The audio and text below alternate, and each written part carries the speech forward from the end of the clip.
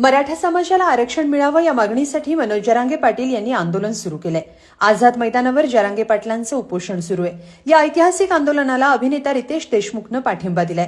रितेशनं social मीडियावर याबाबत एक पोस्ट लिहिली आहे। जरांगे पाटलांना पाठिंबा देण्यासाठी राज्यभरातले मराठा बांधव मुंबईत आलेत, पण ना त्यांच्या राहण्याची सोय आहे ना जेवणाची।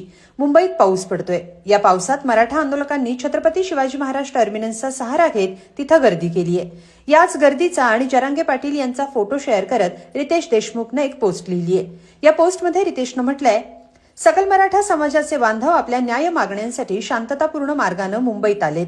या मागण्या योग्य प्रकारे पूर्ण होऊन सर्व आंदोलक सणासुदीच्या काळात सुखरूप आपल्या घरी परततील अशी मनपूर्वक आशा। श्री मनोज जरांगेजी हे उपोषणावर आहेत। त्यांच्या आरोग्यासाठी मी प्रार्थना करतो आणि लवकरच यावर समाधानकारक तोडगा निघावा, मराठा समाजाला न्याय मिळावा अशी अपेक्षा आहे। जय शिवराय, जय महाराष्ट्र असं रितेशनं या पोस्टमध्ये लिहित आंदोलनाला पाठिंबा दिलाय। रितेशच्या या पोस्टवर अनेकांनी कमेंट केल्यात। आता मैदानात यावं लागतंय असं लिहित आंदोलनात सहभागी होण्याचा सल्ला रितेशला देण्यात आलाय।